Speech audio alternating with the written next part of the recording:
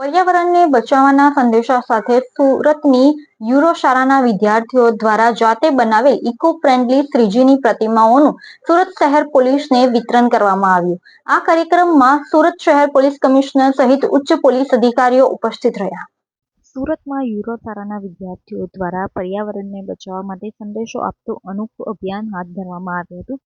સુરતમાં સીમાડા નાકા પાસે આવેલ યુરો શાળાના વિદ્યાર્થીઓ દ્વારા ઇકો ફ્રેન્ડલી શ્રી ગણેશજીની જાતે બનાવેલ પ્રતિમાઓનું વિતરણ કરવામાં આવ્યું.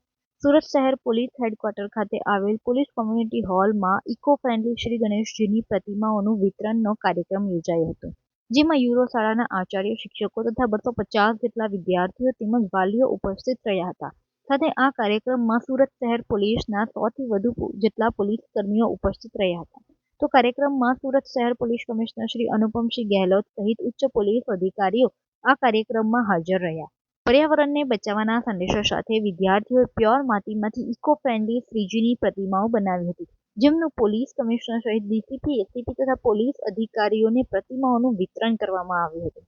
યુરો શાળાના વિદ્યાર્થીઓ દ્વારા જાતે બનાવેલ 100 જેટલી પ્રતિમાઓનું વિતરણ કરવામાં આવ્યું. 7 સપ્ટેમ્બરથી ભગવાન શ્રીજીના સ્થાપના થશે અને 17 સપ્ટેમ્બરના રોજ ત્રીજા, પાંચમા, સાતમા, નવમા દિવસે કરતા 17 સપ્ટેમ્બર तक સુધી अपना जो विसर्जन प्रक्रियाओं ચાલશે. તો એના જ જો તૈયારીઓ ચાલી રહી છે अपने सूरत शहर में. जो सूरत शहर पूरे राज्य में, गुजरात राज्य में સૌથી મોટા ભગવાન શ્રી ગણેશજીનો ઉત્સવ કરતા શહેર છે. લોકો ખૂબ ધૂમધામ से મનાવે છે. તો એને જ લઈને સાથોસાથ જો અમારા જો સ્કૂલના બાળકો જો છે, આજે અહીંયા યુરો સ્કૂલના બાળકો આપણા માટીના ગણેશજીના અલગ અલગ થીમ પર બનાવેલા છે અને બચ્ચે બોલે મોર્યા નામથી અમે લોકો એક કેમ્પેન સ્ટાર્ટ કરીએ છીએ, જ્યાં આપણા છાત્ર સંસદના અમારા યુવાઓ છે એની એક બી ટીમ છે, સાથોસાથ સ્કૂલોના ટીમ છે, પોલીસ છે, મળીને અને એના પર્પસ એવું છે કે આપણા વધુમાં વધુ ઇકો ફ્રેન્ડલી ગણેશ પંડાલોની સ્થાપના થાય અને ગણેશ ભગવાનને જો લોકો ઘરોમાં લઈ આવે છે એના સ્થાપના કરે, માટીના ગણેશજી લઈ આવે અને આ માટીના ગણેશજીને પૂજા કરે અને પછી એના વિસર્જન આપણે પોતપોતાના ગાર્ડન બગીચામાં કરી શકો છો, ફ્લાવર પોટ્સ હોય ગમલામાં કરી શકો છો અને સાથોસાથ જો સોસાયટીમાં જો રબરના ટબ હોય છે, આ કરીબ 8 ફીટ બાય 8 ફીટના બધા ટબો મળતા હોય છે, એમાં લઈ આવીને એવા જો મૂર્તિઓ, માટીની મૂર્તિ હોય છે, સોસાયટી મૂકીને જો સોસાયટી આપણા મન્નતના બધા ગણપતિજી રાખે છે ત્યાં જ વિસર્જન કરી શકે છે. અને પછી જો અમે લોકો પોલીસ અને કોર્પોરેશનના મદદથી જો વિસર્જિત જેટલા બી માટી, જનરલી શું થાય છે કે લોકો આ માટી આપણે ગાર્ડનમાં નાખી દે છે, જો આપણે ગમલાઓમાં નાખે છે, જેથી ગણેશ ભગવાન જો આપણા 9-10 દિવસ પૂજા કરો છો, આ પૂજાના પૂરા આપના ઘરે રહે અને એનાથી ફાયદો એવું છે કે આપણા લોકોના જો આર્ટિફિશિયલ પોન્ડ જો કોર્પોરેશન તરફથી બનાવવામાં આવે છે ત્યાં બી જવાની જરૂર નહીં પડે, એના બહુ ટ્રાફિકમાં જવાની જરૂર પણ નહીં પડે અને ઘરોમાં આ લોકો કરી શકે. અમે લોકો જોયા છે ઘણા બધા શહેરોમાં આ ખૂબ સારી પ્રથા ચાલે છે, જ્યાં હજારોની સંખ્યામાં સોસાયટીઝમાં 3-4 સોસાયટી મળીને કરતા હોય તો જે તે જગ્યા થઈ જાય છે. કે એના માટે બહુ જરૂરી છે કે આપના માટીની મૂર્તિ હોય તો એના જ આશયથી આજના કાર્યક્રમ અમે લોકો રાખ્યા છે. જો અમે કેમ્પેન આજથી સ્ટાર્ટ કરીએ છીએ કે બચ્ચે બોલે મોર્યા. અમારા જો બાળકો છે, જો અમારા ભવિષ્ય છે, આ લોકો પાણીમાં રહેનાર જો જીવજંતુઓ છે, જો પીઓપીના મૂર્તિઓના લીધે એમાં જો કેમિકલ હોય છે, ઘણા બધા આના નુકસાન થાય છે, અમારા ઇકોસિસ્ટમ નુકસાન થાય છે. તો એના કેવી રીતે એને બચાવી શકીએ, આ આશયથી અમે લોકો બધા સ્કૂલો સાથે જોડાવીને આ બધા કરીએ, જેથી આવનાર સમયમાં, આ વર્ષે અને આવનાર વર્ષોમાં બધા લોકો જો માટીના મૂર્તિઓ બનાવે, માટીના મૂર્તિઓ ઘરમાં રાખે અને ત્યાં જ વિસર્જન કરે, આ આશયથી આજનો કાર્યક્રમ છે.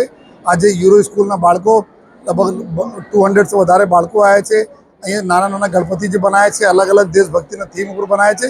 જો આ બધા જોઈ શકો છો એના બી સ્કૂલ એડમિનિસ્ટ્રેશન અમે આભાર માનીએ છીએ. સાથોસાથ છાત્ર સંસદની પૂરી ટીમ, કુણાલ શર્મા અને એની પૂરી ટીમને અમે ખૂબ આભાર માનીએ છીએ કે જો આ અમે અભિગમ સુરત શહેરમાં બી લાવીએ છીએ. એના અમે આને યંગ ટીમો સ્કૂલના બાળકો સાથે મળીને, પોલીસ સાથે મળીને અમે લોકો આવનાર દિવસોમાં આ મુહિમ આગે વધારતા રહીશું. सूरत पुलिस द्वारा मैं यूरो स्कूल सूरत की प्रिंसिपल डॉक्टर रितु हुरिया हूँ. आज हम यहाँ कमिश्नर ऑफिस में, पुलिस कमिश्नर ऑफिस में हमारे बच्चों द्वारा बनाई गई माटी की गणेश की मूर्ति सभी कमिश्नर ऑफिस के पुलिस ऑफिसर्स को देने आए हैं.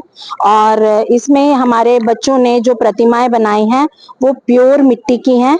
हमको ऐसा लगता है कि ये कोई भी प्रतिमा बनानी बहुत आसान होती होगी, लेकिन असलियत में ऐसा नहीं होता है, क्योंकि जो मिट्टी होती है उसको पहले तो पाना ही काफी डिफिकल्ट है। उसके बाद उसका पूरा प्रोसेस होता है, उसको गलाना, उसको सुखाना, छानना, उसमें से कंकड़ पत्थर सब अलग करना और फिर उसको प्रॉपर गणेश जी का शेप देना। तो ये सब हमारे स्कूल के बच्चों ने स्कूल में और थोड़ा बहुत उनके जो पेरेंट्स हैं उनकी मदद से लगभग 102 प्रतिमाएं आज बनाई हैं, जो हम सभी कमिश्नर ऑफ पुलिस को और डीसीपी साहब को, जहां पर भी वो लोग पंडाल लगाएंगे उनके अलग अलग पुलिस स्टेशन में ये सब हम वितरित करेंगे। और हम यही संदेश देना चाहते हैं सारी सोसाइटी को, समाज को, कि हमारा जो ये त्योहार है इनको हमें मनाना चाहिए अच्छे तरीके से।